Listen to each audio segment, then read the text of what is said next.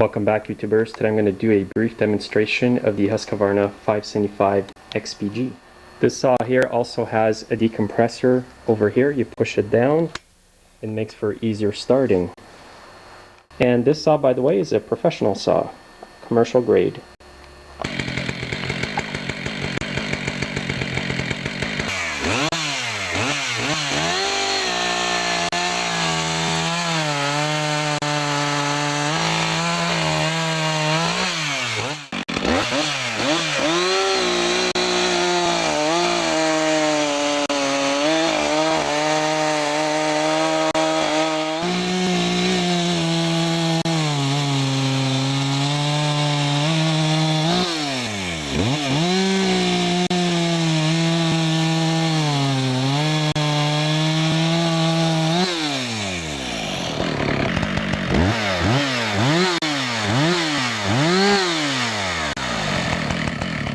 Anyways, it's a nice saw. I would definitely recommend this saw. The chain's a bit dull right now. It's a good saw if you've got a landscaping or wood cutting business.